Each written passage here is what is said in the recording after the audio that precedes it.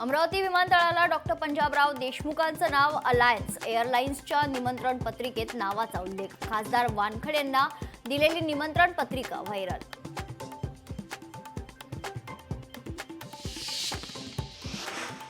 हिंगोलीतील येलदरी धरणातील पुलाचं काम अंतिम टप्प्यात. मराठवाडा विदर्भाला जोडणाऱ्या पुलाचं काम लवकरच पूर्ण होणार.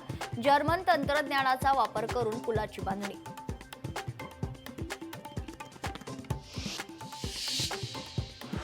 धाराशिवमध्ये येडेश्वरी देवीच्या यात्रेत वाहतूक कोंडी. उकाडा आणि वाहतूक कोंडीमुळे प्रवासी त्रस्त तर वाहतूक सुरळीत करण्यासाठी तृतीयपंथी भाविक सरसावले.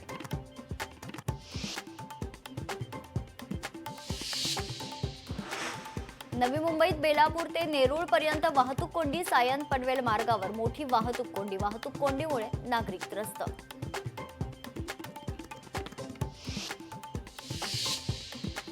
अकोल्यात नागरिकांनी घेतला गोमय स्नानाचा लाभ.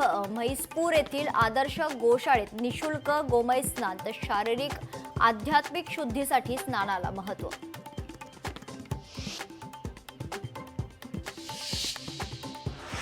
उन्हाळ्यात पाण्याची टंचाई भासत असताना कराडमधील पाटण नगरपंचायतीचं दुर्लक्ष. शेकडो लिटर पाण्याची नासाडी. तर नागरिकांकडून पाईपलाईन दुरुस्त करण्याची मागणी.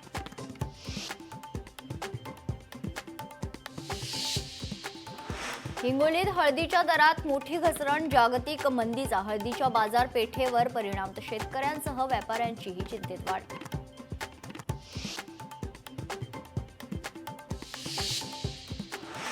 पंढरपूरमधील कुर्डुवाडीमध्ये भाजीपाला आणि शेतमालाचे दर कोसळल्यानं आंदोलन. भाजीपाला आणि शेतमालाला हमीभाव मिळावा यासाठी शेतकऱ्यांनी बाजार समितीमध्ये सरकारच्या विरोधात आंदोलन केलं.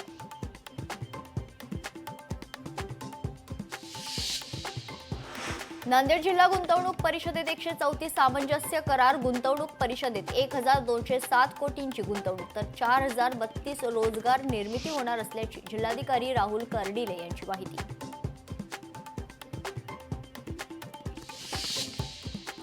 मुंबईत पाणी आणि रस्ते प्रश्नावर ठाकरेंची शिवसेना आक्रमक. वॉर्ड ऑफिसवर मोर्चा काढून जाब विचारणार. शिवसेना ठाकरे पक्षाच्या बैठकीत निर्णय.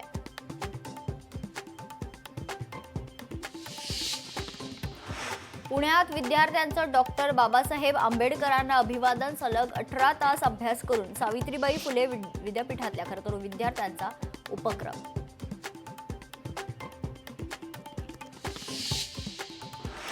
जळगाव जिल्ह्यात अवकाळी पावसाची हजेरी. गारांसह पाऊस झाल्याने वातावरणात गारवा निर्माण. अचानक झालेल्या पावसामुळे शेतकऱ्यांच्या पिकांचं नुकसान होण्याची शक्यता.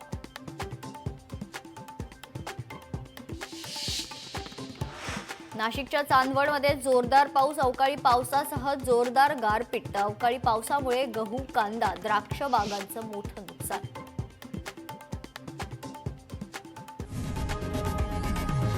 लोकशाही मराठी ऐका, पहा, जागरूक रहा.